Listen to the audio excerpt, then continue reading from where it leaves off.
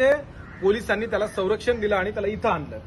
त्या संरक्षण दिलेल्या अधिकाऱ्यांचं असं म्हणणं आहे का ही बाब माझ्या हद्दीत घडलेली नाही. ऍक्च्युअली 10वा मैल ही ओझर पोलीस स्थानकाच्या हद्दीत येते. हद्द कुठलीही असू देत, पण ह्या व्यापाऱ्यांनी हद्द ओलांडली आहे. काय हद्द ओलांडली आहे?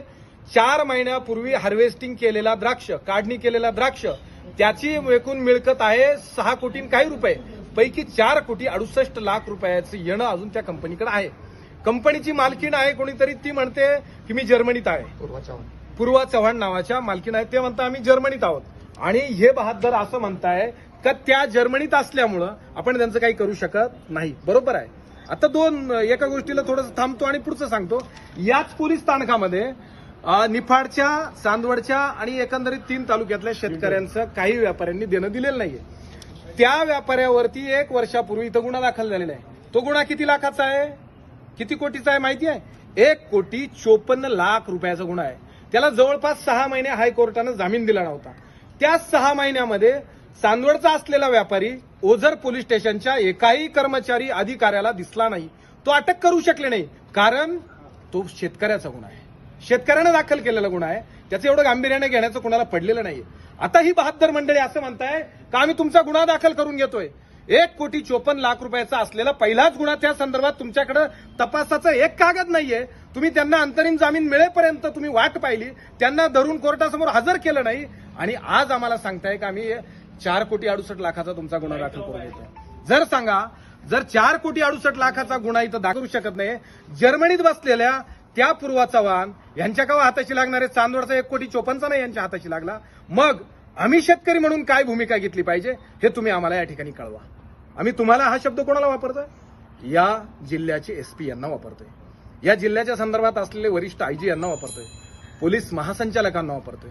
कारण आचारसंहिता लागली ना, लोकप्रतिनिधींचे फार हात बांधले गेलेले, त्यांचे हात आरोप प्रत्यारोपात गुंतलेले, त्याच्यामुळे त्यांना ह्या प्रश्नाशी काही देणं घेणं राहिलेलं नाही. का? सरळ हात वर करून मोकळे सांगतात आचारसंहिता चालू आहे. अरे आचारसंहिता फक्त आणि फक्त भामट्यांनाच मुभा देते का? आचारसंहिता प्रामाणिक माणसांची बाजू घेत नाही का?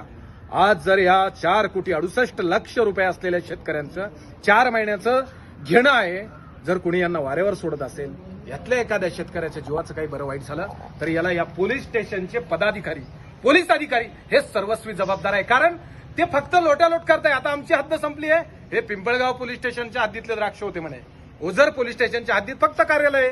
अरे बाबा, ते कार्यालयच तर निमित्त ठरलं ना, त्या कार्यालयातच व्यवहार ठरले ना, त्या कार्यालयातच सगळी कागदपत्रांची जुळवाजुळव झाली ना, तिथनंच त्या ठिकाणी असलेल्या द्राक्षांच्या ऑर्डर घेतले गेले ना. म्हणे ह्या भावना आहेत, या भावना आहेत. आमच्या 4,68,00,000 रुपये प्रॅक्टिकल घेणं या भावना आहेत, हे दस्तूरखुद्द हे पोलीस अधिकारी बोलले.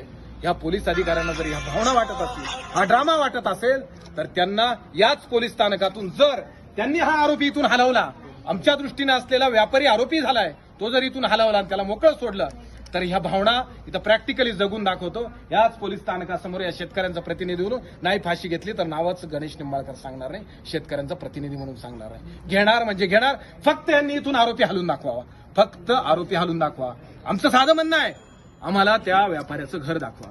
आम्ही त्यांच्या घरी जाऊन मुक्काम करतो, आमची पोरं बाळ ढोरं सगळे त्यांच्या घरी जातो, आम्ही तिथं मुक्काम करतो. जोपर्यंत आमचं घेणं त्यांचं मिटत नाही तोपर्यंत आम्ही तिथून हलणार आहे. आम्हाला तेवढंच करायचंय. कालपासनं तो व्यापारी आणि सोबत आहे. या सगळ्या शेतकऱ्यांनी त्याला डब्बे दिले, त्याला जेवू घातलं, त्याची झोपण्याची व्यवस्था केली. हे सगळं करत असताना तो 112ला एक कॉल करतो आणि एवढ्या 4,68,00,000 रुपये घेण्याच्या तावडीतून सहजपणे मोकळा हे अधिकारी त्याला करत असतील, तर ह्या शेतकऱ्यांनी या आचारसंहिता नावाच्या या प्रकारामध्ये कोणाच्या दारात तोंड आपटायचं हे मात्र सगळ्यांनी स्पष्ट करावं. याच्यासाठी पोलीस महासंचालक साहेब, आयजी साहेब, एसपी साहेब, आपण सगळे तारणहाराच्या रूपानं पुढे यावे.